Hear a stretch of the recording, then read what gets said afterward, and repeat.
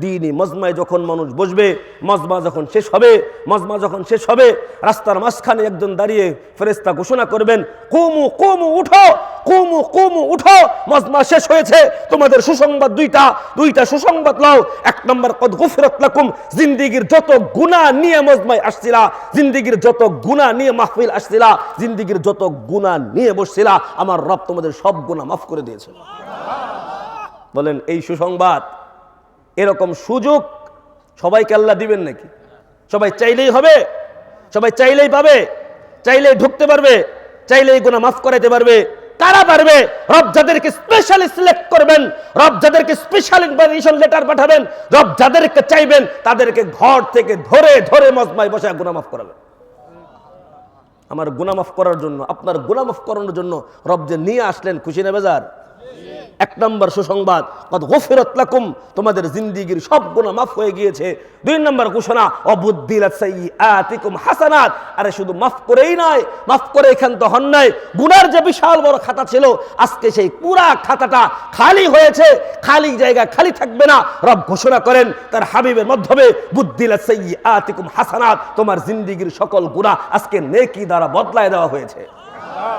হাদিসে এসেছে, আল্লাহ রাসূল সাল্লাল্লাহু আলাইহি ওয়াসাল্লাম বলেন, মাজিতামা কওমুন ফি বাইতিন মিন বুয়ুতিল্লাহ, বর্ণনায় আরেক বর্ণনা এসেছে, যে কোনো জায়গায় মানুষ যদি দ্বীনের আলোচনা শোনার জন্য বসে, দ্বীনি মজমায় বসে, দ্বীনি কথা শ্রবণ করার জন্য বসে, কেউ আলোচনা করেন, পুরা মজমাকে হাফাতহুমুল মালাইকা, রব্বে করিমের পক্ষ থেকে অসংখ্য ফেরেশতা মজমাকে চতুর্দিক থেকে বেষ্টন করে বসে যায়। তার মানে আমরা যে কয়জন, তার চেয়ে বেশি সংখ্যক ফেরেশতা আছে না নাই? আমরা যে কয়জন আছি এর চেয়ে অসংখ্য অগণিত ফেরেশতা এই মজমায় আছে, যারা আমাদের শরীরের সাথে শরীর মিলিয়ে বসে আছে। অর্থাৎ আমাদের শরীরের সাথে যে ফাঁকা জায়গা আমরা দেখছি, আমাদের বাহ্যিক চোখ দ্বারা আমরা দেখতে পাচ্ছি ফাঁকা জায়গা, আসলে প্রকৃতপক্ষে কোনো ফাঁকা নাই। বরং এই মজমাকে, এরকম মজমা খুঁজে খুঁজে মজমাকে সফল করার জন্য, মজমায় বসার জন্য রবের পক্ষ থেকে অসংখ্য অগণিত ফেরেশতা আছে, এক দুইজন না, একজন দুইজন নয়, বরং ওই ফেরেশতা আছে অসংখ্য, যারা চতুর্দিকে ঘুরতে ঘুরতে খুঁজতে থাকে এরকম মজমা কোথায় আছে। যেখানেই হয় ওই মজমার ফেরেশতারা বাকিদেরকে ডাকে, হালুম্মা হালুম্মা তাআলাও, আসো, কে কোথায় আছো আসো। আল্লাহর পক্ষ থেকে আমাদের উপরে যে জিম্মাদারি দেওয়া হয়েছে, ওই জিম্মাদারি যে আদায় করার সুযোগ পেয়েছি, আসো।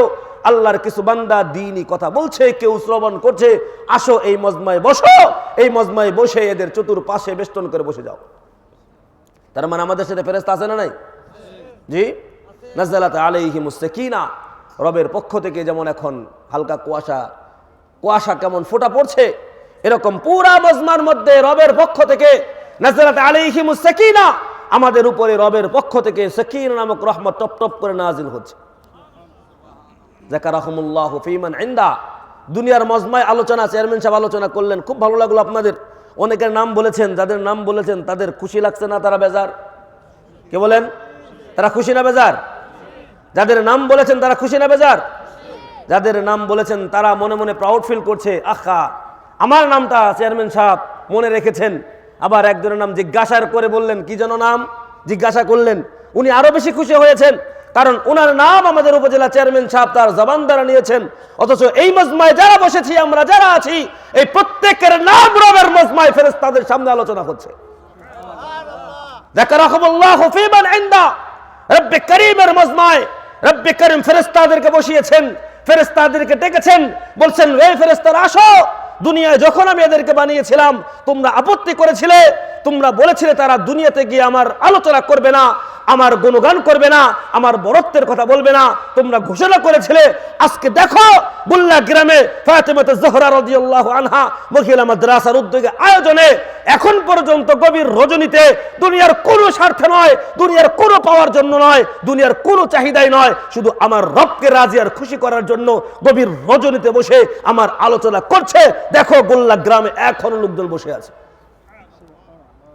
যাকারাহুমুল্লাহু ফীমান ইনদা, রবের মজমায় রব নাম ধরে ধরে আলোচনা করছে। বলেন আমাদের নাম রবের মজমায় আলোচনা হচ্ছে, আমরা খুশি না বেজার?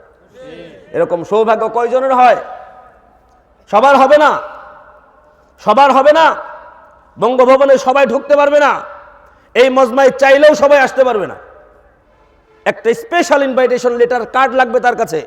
ওই কার্ড যাদের কাছে আছে তারাই আসতে পারবে, যাদের কাছে সেই স্পেশাল কার্ড নাই তারা পারবে না। কষ্ট পাওয়ার কিছু নাই, দুঃখিত হওয়ার কিছু নাই। আনন্দের কথা এটা যে রব আমার কাছে সেই কার্ড পাঠিয়েছেন। সুবহানাল্লাহ বলবেন না? রব আমার কাছে কার্ড পাঠিয়েছেন।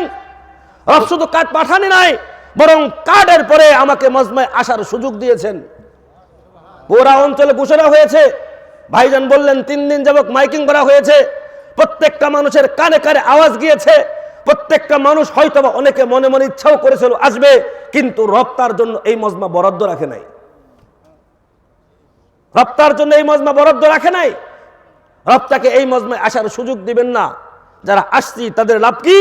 রব্বে করিমের হাবিব সাল্লাল্লাহু আলাইহি ওয়াসাল্লাম আখিরি পয়গম্বর জনাবে মুহাম্মদ রাসূলুল্লাহ সাল্লাল্লাহু আলাইহি ওয়াসাল্লাম ঘোষণা করেন, দ্বীনি মজমায় যখন মানুষ বসবে, মজমা যখন শেষ হবে, রাস্তার মাঝখানে একজন দাঁড়িয়ে ফেরেশতা ঘোষণা করবেন, কুমু কুমু উঠো, কুমু কুমু উঠো, মজমা শেষ হয়েছে। তোমাদের সুসংবাদ দুইটা সুসংবাদ লও। 1 নম্বর, কদ গুফিরাত লাকুম, জিন্দেগীর যত গুনাহ নিয়ে মজমায় আসছিলা, জিন্দেগীর যত গুনাহ নিয়ে মাহফিল আসছিলা, জিন্দেগীর যত গুনাহ নিয়ে বসছিলা, আমার রব তোমাদের সব গুনাহ মাফ করে দিয়েছে। বলেন এই সুসংবাদ, এরকম সুযোগ সবাইকে আল্লাহ দিবেন নাকি? সবাই চাইলেই হবে? সবাই চাইলেই পাবে? চাইলেই ঢুকতে পারবে? চাইলেই গুনাহ মাফ করাইতে পারবে? কারা পারবে?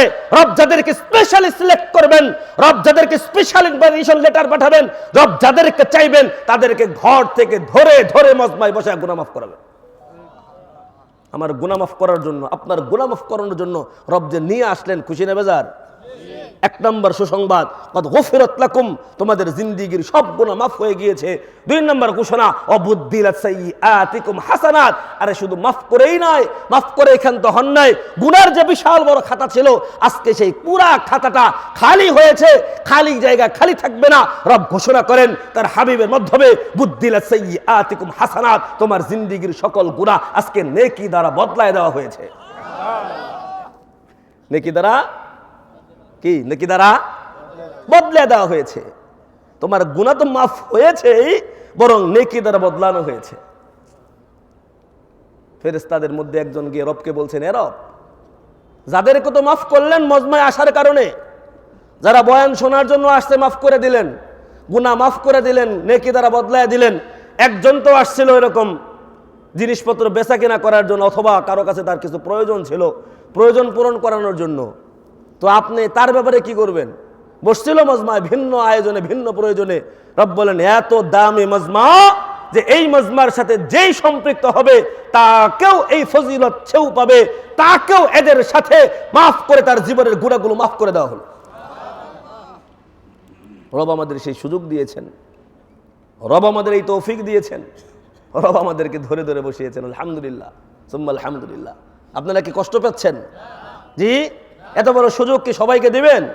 আল্লাহ আমাদের দিয়েছেন। এই জন্য অল্প সময় কয়েকটি কথা আল্লাহ পাক আমাদের আমলের নিয়তে শোনার তৌফিক নসিব বলুন আমিন। মোহতারাম হাজিরিন, আমাদের একটা নেক আমল, একজন আরেকজনকে আল্লাহর জন্য মহব্বত করা। আমরা যারা আসছি একজন আরেকজনকে মহব্বত করি কিনা? ভালোবাসি কিনা? ভালোবাসা আছে না? একজন আরেকজনকে মহব্বত করি কিনা? এই যে বিক্রমপুরী ভাই আছেন, মহব্বত করেন আমাকে, আমিও ভাইকে মহব্বত করি কিনা? আমরা অনেকে মহব্বত করি। ভাই এসেছেন, চলে যাওয়ার কথা ছিল শুনেছিলাম, আবার মাহফিলে চলে আসছেন। আপনারা আসছেন, এই রাত্রে বসে আছেন। উলামায়ে কেরামকে মহব্বত করেন বিদায়ী তো বসে আছেন, ঠিক কিনা? উলামায়ে কেরামের বয়ান শুনবেন, মহব্বত করেন, এই জন্যই বসে আছেন। হযরত আনাস ইবনে মালিক রাদিয়াল্লাহু আনহু একবার নবী ঘোষণা করলেন সাহাবায়ে কেরামকে সামনে নিয়ে, ও আমার সাহাবীরা, তোমাদেরকে একটা সুসংবাদ শোনাই। দুনিয়াতে তোমরা অনেকেই অনেককে মহব্বত করো, দুনিয়ায় অনেকেই অনেককে ভালোবাসো।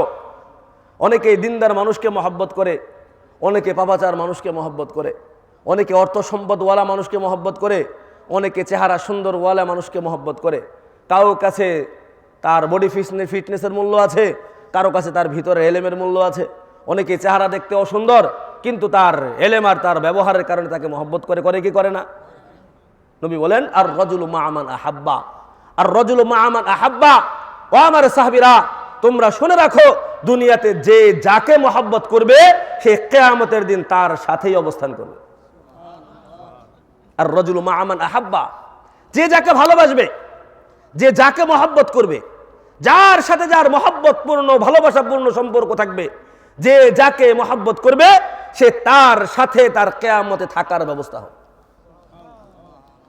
হযরত আনাস ইবনে মালিক রাদিয়াল্লাহু আনহু বলেন, এই হাদিসটা শোনার পরে আমরা যারা মদিনায় অবস্থান করছি, নবীর সাহাবী, আমরা এর চেয়ে বেশি খুশি দুনিয়াতে আর কোনো হাদিস শুনে আমাদের হয় নাই। এই হাদিস শোনার পরে আমরা এত বেশি খুশি হয়েছি, এই হাদিস শোনার পরে এত বেশি আনন্দিত হয়েছি যে আমাদের আর কোনো হাদিস আমাদেরকে এত আনন্দিত করতে পারে নাই। কয় কেন? কয় কারণ হলো আমরা মহব্বত করি হযরত আবু বকরকে, আমরা মহব্বত করি হযরত ওমরকে, আমরা মহব্বত করি তো হযরত আলীকে, আমরা মহব্বত করি তো হযরত ওসমান রাদিয়াল্লাহু আনহুকে, আমরা তো মহব্বত করি প্রিয় নবী মুহাম্মদ রাসূলুল্লাহ সাল্লাল্লাহু আলাইহি ওয়াসাল্লামকে। নবী যেহেতু বলে গেলেন যে যাকে মহব্বত করবে তার সাথে তার কিয়ামত হবে, সুতরাং আমাদের আমল কম থাকতে পারে, আমাদের নেক আমলে ঘাটতি থাকতে পারে, আমাদের গুনাহের পরিধি থাকতে পারে, কিন্তু মহব্বতের মধ্যে তো ঘাটতি নাই। আমরা যেহেতু এদেরকে মহব্বত করি, আমরা যেহেতু এদেরকে ভালোবাসি, আমরা যেহেতু এদেরকে পছন্দ করি, সুতরাং রব যেহেতু এদের সাথে আমাদেরকে রাখবেন, এদের নেক আমল আর তাদের বদান্যতার কারণে তাদের নেক আমল আর জীবনের সকল নেক আমল বদৌলতে রব যদি এদেরকে জান্নাতে দেয়, আমরাও যেহেতু এদেরকে ভালোবাসি, সুতরাং রব এদের সাথে আমাদের জন্য জান্নাতের ব্যবস্থা রাখবেন। এই কথা শোনার পরে সাহাবায়ে কেরাম খুব বেশি খুশি হয়েছে। এজন্য সর্বহালতে মুসলিম শরীফে এক বর্ণনা এসেছে, আল্লাহর হাবিব সাল্লাল্লাহু আলাইহি ওয়াসাল্লাম বলেন, রাজুলানে তাহাব্বা ফিল্লাহ ইজতামা আলাইহি তাফাররাকা আলাইহি, যে দুইজন ব্যক্তি আরশের ছায়ার নিচে স্থান পাবেন। 7 শ্রেণীর মানুষ আরশের ছায়ার নিচে জায়গা পাবে, তন্মধ্যে এক শ্রেণীর মানুষ আছে, একটা দল আছে যারা একমাত্র আল্লাহর জন্য একজন আরেকজনকে ভালোবাসবে, একজন আরেকজনকে মহব্বত করবে। এই একটা নেক আমলের বদৌলতে, এই একটা নেক আমলের কারণে ওই উভয়কে রব্বে করিম যখন কোনো ছায়া থাকবে না, পুরা হাশরের ময়দান একমাত্র আল্লাহর আরশ ছাড়া আর কোনো ছায়ার জায়গা নাই, যখন তাদের মাথার উপরে থাকবে সূর্য, যখন মাটির যে পায়ের নিচে যে জমিটা হবে তামার মতো, এক একজন তার গুনাহের কারণে ওই তার ঘামের উপর যে সাঁতার কাটবে, তপ্ত গরম পানির মতো যখন পুরা পানিগুলো ফুটন্ত গরম থাকবে, ওই অবস্থাতে সকল হিসাব নিকাশের আগে আল্লাহর আরশের ছায়ার নিচে যাদেরকে স্থান দেওয়া হবে, শুধুমাত্র রবকে খুশি করার জন্য, দুনিয়ার আর কোনো চাহিদা নাই, দুনিয়ার আর কোনো পাওয়া নাই, দুনিয়ার আর কোনো ইচ্ছা নাই, দুনিয়ার কোনো স্বার্থ নাই, দুনিয়ার কোনো কিছু পাওয়া দেওয়া নাই, কোনো লেনদেন নাই, শুধু রবের মহব্বতে একজন আরেকজনকে ভালোবাসলে দুইজনই সেই আরশের ছায়ার নিচে জায়গা পাবে, দুইজন রবের সেই আরশের ছায়ার নিচে জায়গা পাবে। তিরমিজির এক হাদিস এসেছে, মুসনাদে আহমদে বর্ণনা এসেছে, আল্লাহর হাবিব সাল্লাল্লাহু আলাইহি ওয়াসাল্লাম বলেন, এক শ্রেণীর মানুষ আছে, এক শ্রেণীর স্পেশাল মানুষ আছে, যাদেরকে দেখে জান্নাতে যাওয়ার আগে আল্লাহর আরশের ছায়ার তলে তাদের এমন একটা মর্যাদা হবে, এমন একটা অবস্থান হবে, তাদের এমন একটা অবস্থা তৈরি হবে, যাদের জন্য সহিহ বর্ণনা এটা মুতির মেম্বার তৈরি করা হবে, যারা সেই মুতির মেম্বারে বসে আনন্দ চিত্তে সেই জায়গায় আরামের সাথে বসবাস করবে, আরামের সাথে বসে থাকবে, কিন্তু তারা নবীও না, কিন্তু তারা আল্লাহর রাস্তায় জিহাদ করে শহীদও হয় নাই, নবীও না আবার শহীদও না। নবীদের মর্যাদা অনেক উঁচু, শহীদদের মর্যাদা অনেক উঁচু, কিন্তু নবী বললেন যাদেরকে দেখে সারা দুনিয়ার সকল মানুষ ঈর্ষান্বিত হবে, যাদের দেখে তারা ঈর্ষান্বিত হবে, আহা আমার জন্য যদি এই মর্যাদা হতো, আহা আমিও যদি এই মর্যাদা পেতাম, আমার যদি এই অবস্থান হতো, সকলেই আফসোস করবে, সকলেই তাদের মতো মর্যাদা পাবে, কিন্তু তারা নবীও না, কিন্তু তারা শহীদও না। সাহাবায়ে কেরাম এই হাদিস শোনার পরে নবীকে জিজ্ঞাসা করলেন, ইয়া রাসূলুল্লাহ, ইয়া হাবিবাল্লাহ, আপনি কাদের কথা বলেন? এরকম আবার কারা?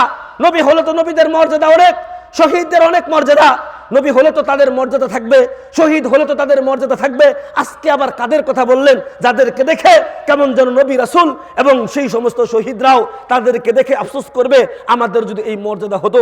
নবী বলেন ওই সমস্ত মানুষ যারা একমাত্র রবকে রাজি আর খুশি করার জন্য একজন মুমিন, একজন ঈমানদার আরেকজন ঈমানদারকে মহব্বত করবে, একজন নেককার আরেকজন নেককারকে ভালোবাসবে, তার সাথে দুনিয়ার কোনো সম্পর্ক না, শুধুমাত্র রবকে মহব্বত করার জন্য একজন আরেকজনকে মহব্বত করলে এই উভয়ের এই বড় নেক আমলটা দেখে সারা দুনিয়ার সকল মানুষ ঈর্ষান্বিত হবে, সকল মানুষ তাদের দেখে আফসোস করবে। কেউ বলেন এত বড় মর্যাদা পাওয়ার জন্য এই নেক আমল করার দরকার আছে না নাই? নেক আমল করার ইচ্ছা আছে তো? রব আমাদেরকে একমাত্র রবের জন্য পারস্পরিক ভালোবাসার তৌফিক নসিব করুন, আমিন। আর এই হাদিস এসেছে, এটা মুসনাদে আহমদের বর্ণনা। নবী সাল্লাল্লাহু আলাইহি ওয়াসাল্লাম বলেন একজন মানুষ এক এলাকা থেকে আরেক এলাকায় তার এক বন্ধুর সাথে দেখা করতে যাচ্ছে। রাস্তার মাঝখানে একজন মানুষ তাকে দাঁড়া করাইছে, দাঁড়া করে বলতেছে কোথায় যাও? বলে পাশের গ্রামে আমার এক বন্ধু আছে, আমি তাকে মহব্বত করি, তাকে ভালোবাসি, আমি তার সাথে দেখা করতে যাই। কয় তার সাথে দেখা করতে যাবে কোনো প্রয়োজন আছে তোমার? কয় না। টাকা পয়সা পাও? কয় না। কোনো লেনদেন আছে? কয় না। কয় কি জন্য যাও? কয় তাকে আমি উহিব্বুহু ফিল্লাহ, আমি তাকে আল্লাহর জন্য ভালোবাসি। কয় কেন যাও? আমি তাকে আল্লাহর জন্য ভালোবাসি। রবের এই ভালোবাসাটা, রবের জন্য তার মহব্বত আমার দিলের মধ্যে জেগেছে, অন্তরের মধ্যে তার প্রতি ভালোবাসা জেগে উঠেছে। এই রবের এই ভালোবাসাটাকে প্রদর্শন করার জন্য আমি আমার এই বন্ধুর সাথে দেখা করতে যাই। ওই ব্যক্তি দাঁড়ায় বলেন, সহিহ বর্ণনা এসেছে মুসনাদে আহমদের বর্ণনা, ওই ব্যক্তি বলেন দাঁড়াও বন্ধু দাঁড়াও, আমি দুনিয়ার কোনো মানুষ না, আমি হলাম আসমানের ফেরেশতা, আনা রাসূলুল্লাহ, আমি হলাম আল্লাহর প্রেরিত একজন ফেরেশতা। রব আমাকে পাঠিয়েছেন তোমাকে সুসংবাদ শোনানোর জন্য, রব আমাকে পাঠিয়েছেন তোমাকে সুসংবাদ দেওয়ার জন্য যে তোমাকেও আল্লাহ ভালোবাসে, তোমাকেও আল্লাহ ভালোবাসে।